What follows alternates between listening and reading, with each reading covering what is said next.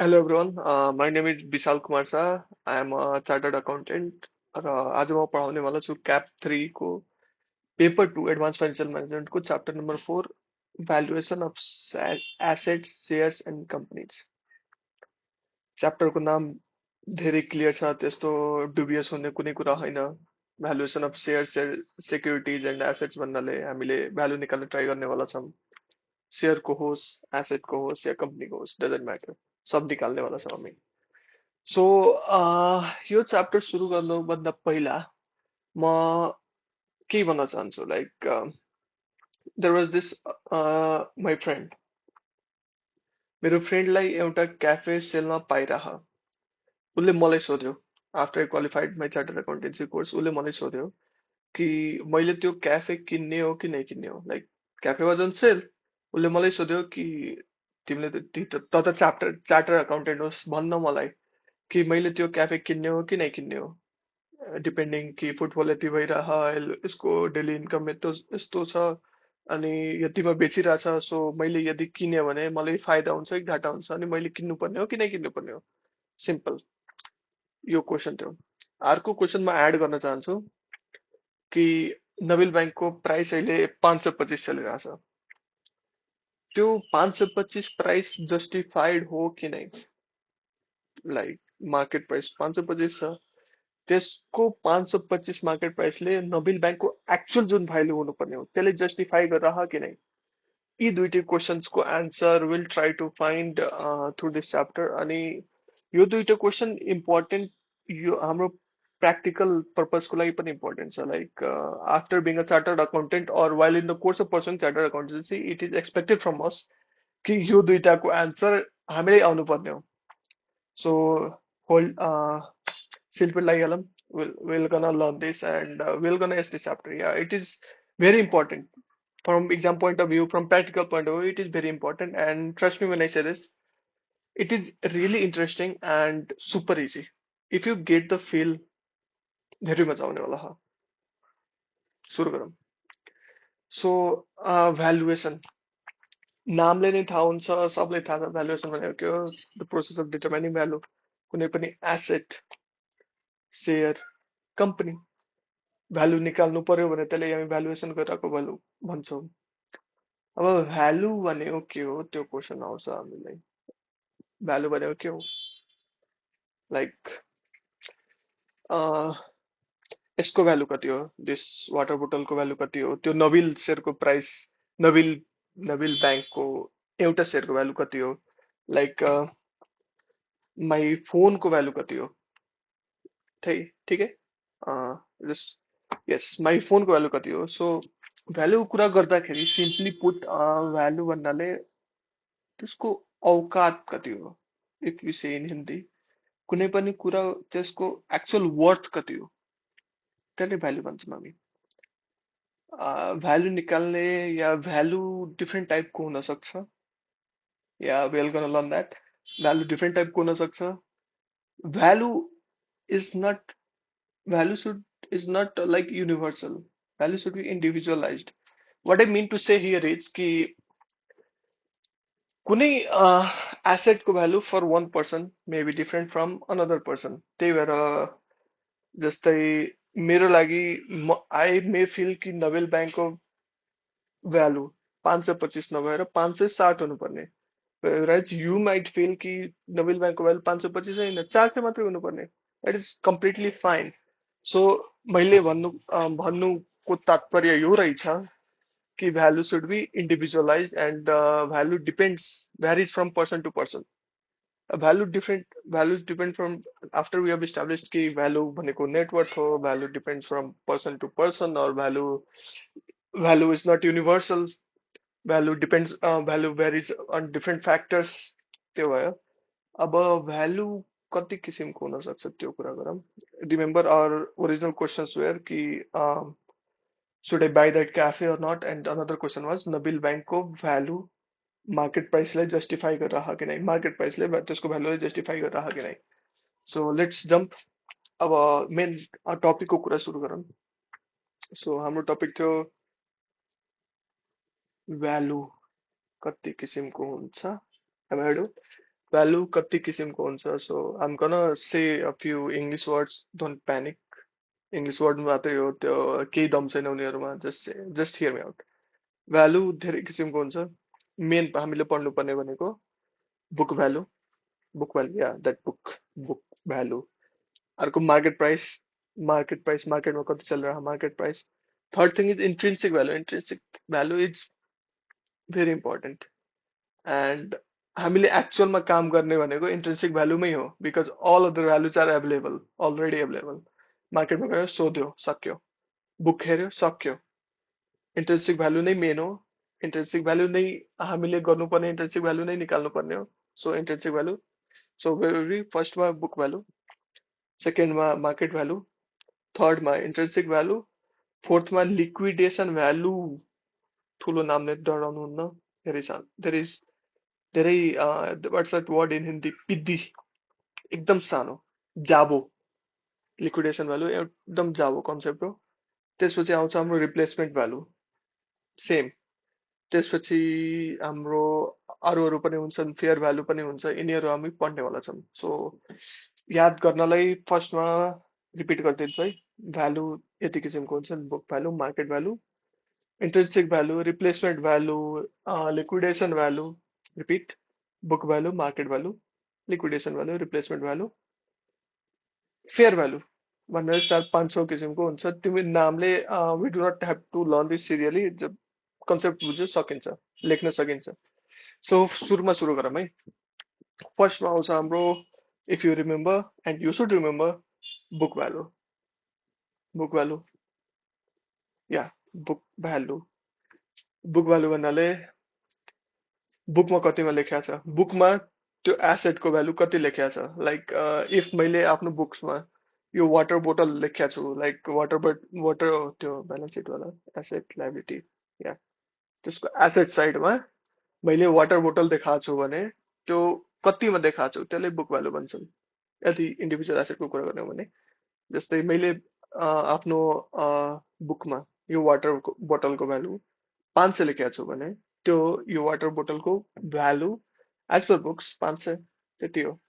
मैले कम्प्युटर लेखेको थिएँ, इमेजिन मैले कम्प्युटर लेखेको थिएँ 2 लाखमा, एसेट साइडमा 2 लाख, एकुमुलेटेड साइड डिप्रिसिएसन वाला साइडमा एसेट साइडमा 2 लाख, एकुमुलेटेड डिप्रिसिएसन मैले 50,000 लेखेको थिएँ, because I purchase it at 2 lakh, अनि डिप्रिसिएसन चार्ज गर्दा गर्दै मैले 50,000सम्म एकुमुलेट गरेँ।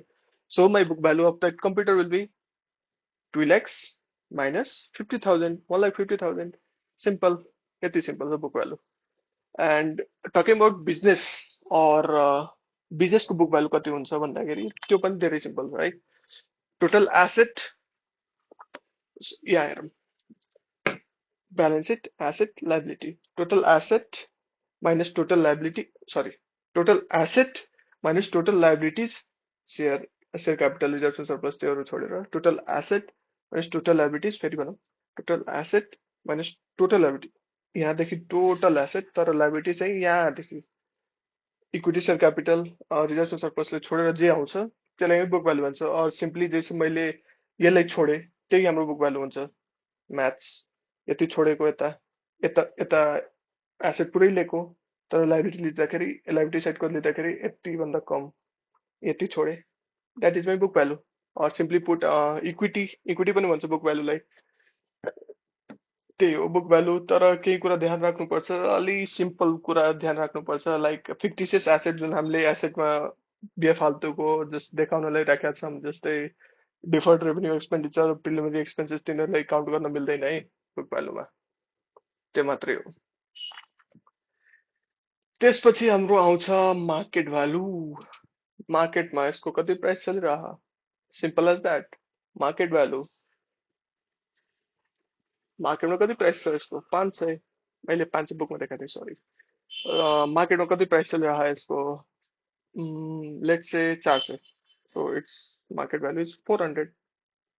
वर्थ निकाल्नु दुईटा तरिका, एउटा बुकमा कतिमा लेखेको थिएँ, मार्केटमा कति चलिरह, दुईटा तरिका सक्यो। मार्केट भ्यालु प्राइस, सेयर प्राइसेसको पनि त्यही हुन्छ। नबिलको जस्तै 525 चलिरहेको छ, त्यसको market value 525। Market price, I guess that should, market price should sum it up. अनि त्यसपछि आउँछ हाम्रो इन्ट्रिन्सिक भ्यालु, जुन चाहिँ हाम्रो सबभन्दा इम्पोर्टेन्ट हो र धेरै इजी हुन्छ। अलि पानी पिउँदा हुन्थ्यो, मेबी अलि लामो लामो सास लिउँ, because this is gonna be very important and hear me out. Intrinsic value मैले भन्दाखेरि मेरो मनभित्र के चल्छ भने, इन्ट्रिन्सिक भ्यालु भन्नाले नेपालीमा आन्तरिक भ्यालु। यसको आन्तरिक भ्यालु कति छ, अब त्यो इन्ट्रिन्सिक भ्यालु निकाल्ने भनेको हामीले सिकिसकेका छौँ, सिकेको हुनुपर्छ। टाइम भ्यालु अफ मनी पढ्दाखेरि नसिकिने केही फरक पर्दैन। आइल टिच यु। इन्ट्रिन्सिक भ्यालु कसरी निकाल्ने हो भने, फ्युचरमा कति क्यास फ्लो भइरहेछन्, क्यास फ्लो मतलब कति पैसा आइरहेछ मेरोमा, मसँग कति पैसा आइरह, त्यो एसेट यदि किन्यो भने कति पैसा आउँछ फ्युचरमा, त्यो एसेटले गर्दा कति पैसा आउँछ, त्यो हरेक लेभलको क्यास फ्लो।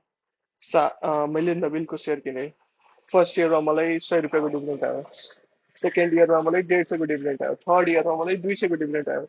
100 रुपियाँले डिस्काउन्ट गरेर आजको डेटमा प्रेजेन्ट भ्यालु डिस्काउन्ट गरेर आजको डेटमा ल्याउँछु, 100 रुपियाँ आयो, 150 आयो, 200 आयो, सबलाई जोडियो, यसलाई भन्छ इन्ट्रिन्सिक भ्यालु।